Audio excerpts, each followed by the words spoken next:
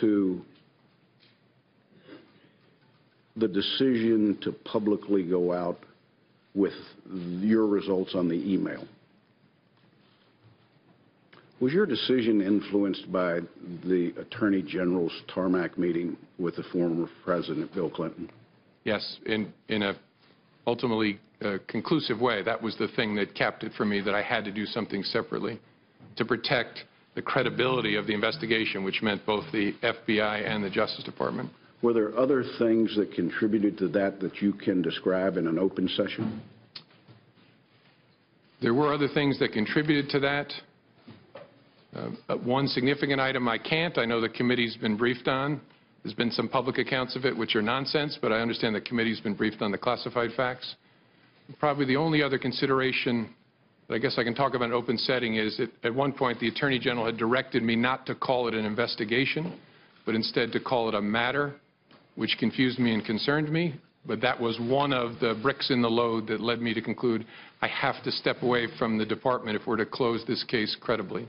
Picking on the Attorney General, Loretta Lynch, who I like very much, but her meeting with President Clinton on that airplane was the capper for me. And I then said, you know what, the department cannot by itself credibly end this. It was enough to raise suspicion for then FBI Director James Comey, and now former Attorney General Loretta Lynch is ready to address what happened during that 2016 tarmac meeting. Judicial Watch has been on the case from the beginning, so what does its president expect Lynch to say? Tom Fitton joins us now. And Tom, before we get into this, let's be clear. This is not under oath. This is under the auspices of NBC News and Lester Holt. So with that as the baseline, what do you expect to hear? Well, she already said the meeting cast a cloud on the investigation, but she never recused herself from the investigation. Remember, the meeting took place just shortly before Hillary Clinton went through that ridiculous interview with the FBI where she said she couldn't remember things because she hit her head and other silly statements like that. And James Comey thought it was something that impacted the credibility of the Justice Department. So you have both Comey and Lynch agreeing that it impacted the credibility of the Justice Department. And I'm sure she's going to say it didn't impact her decision-making. But this is why you have independent investigations. We asked for an Inspector General investigation of this 2 years ago. Still no answers. Still getting cover-ups from the FBI and Justice Department on documents about this meeting. So this NBC News interview will be interesting. But I think she's positioning herself in front of the media now because she knows James Comey is coming out with this book and will be expanding on his concerns about the Justice Department credibility. It's interesting, Comey didn't have much in the way of credibility because of his politicization of the FBI, but her politicization of the FBI in terms of bending over backwards to protect Hillary Clinton was too much even for him. Well, Tom, you just touched on it, but I want to get into it a little bit more. You mentioned the timing of this being a little bit peculiar, the fact that she's now coming out to speak about this before the release of the book. What do you make of the timing? Well, Comey is bringing this all back up as a result of this big book he has coming out.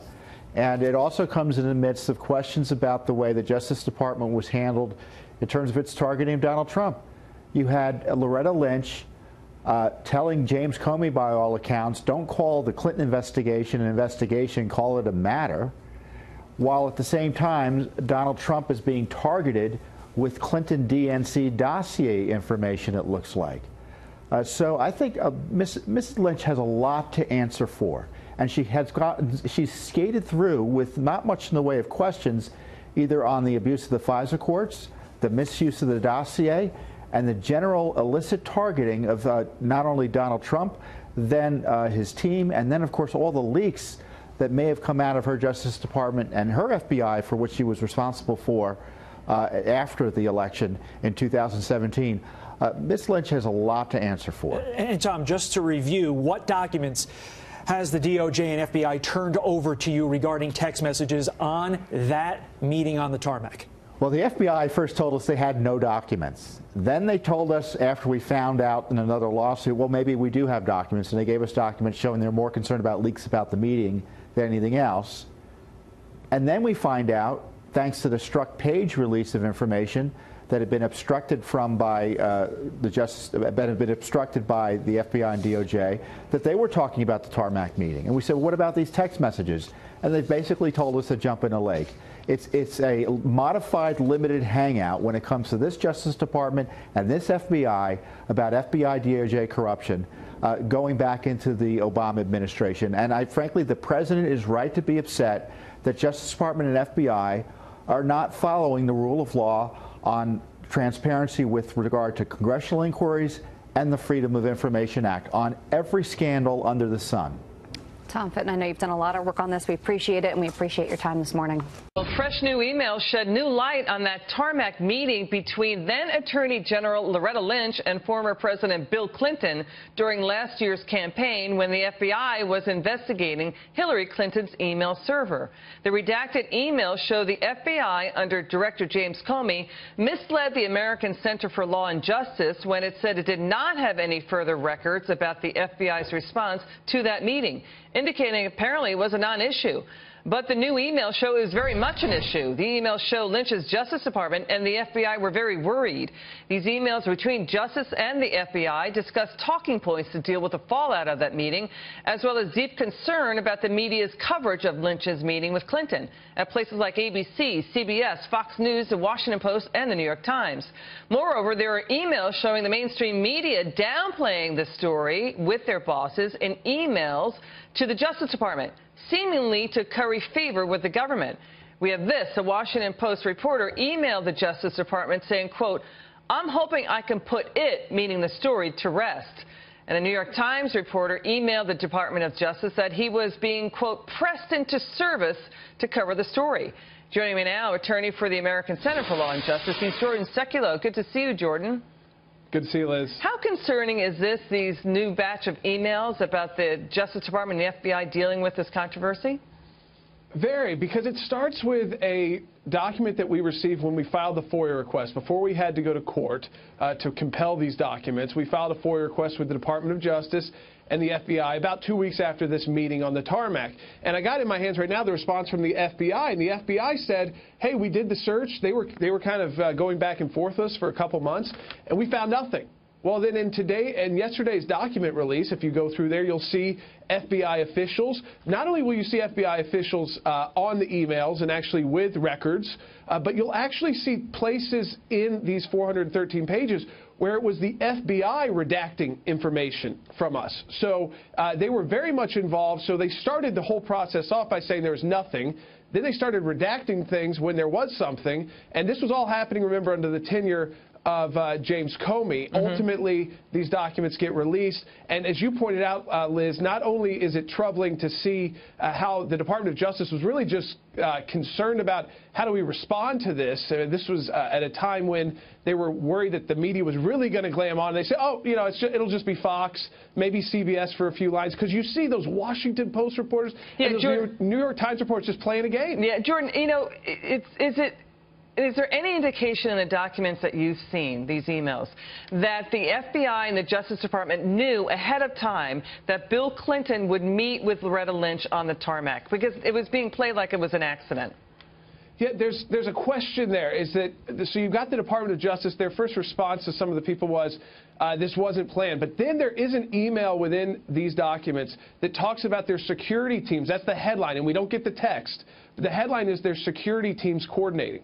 So there, at some point, and it may have been very close, Liz, I don't want to ever go too far than what the documents tell me.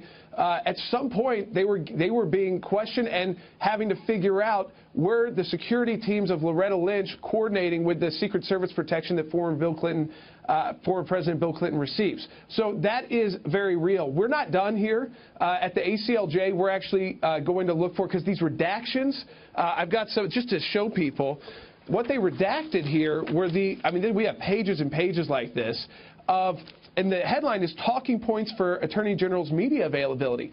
Why would you redact the talking points? What we figured out going through this timeline-wise, Liz, is that they redacted that because she ultimately only had to do about one press conference on this issue, and they even say it's really just Fox News and covering it, and they've handled ABC and they've handled CBS, and they got Washington Post. And remember, and New York James Times. Comey said he was concerned that he said Loretta Lynch wanted him and wanted everybody to call it a matter and not an investigation. Trying to tone it down, right? Jordan, final word. Yeah, final word on this is that Jim Comey loved memos, and his team was involved in this. He even said under oath that this was the reason, one of the reasons why he took that bizarre action to announce the closure of the investigation on his own. I have a feeling that this is not the end of the documents, and we're going back to court to find out what the FBI may be hiding. Okay, good to see you, Jordan. We love having you on. Come back soon.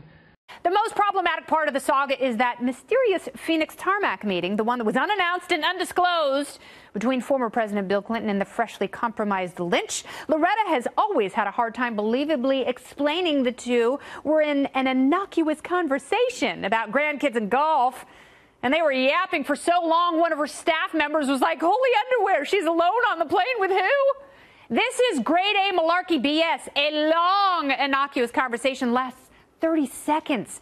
If you have an ethical bone in your body, if you care about the rule of law or even perception of impropriety, the second the husband of a person who's under a criminal investigation, which you oversee, comes within 10 feet of you, you get the hell out of there. Unless you are on the take and are making a deal to secure your place in a future administration. This is one matter for which we should see a lot more notes. And if Comey were the scribbling bugbear he claims, there should be volumes on this meeting alone. Comey and Lynch are the reasons the reputation at the FBI and DOJ are in ruins.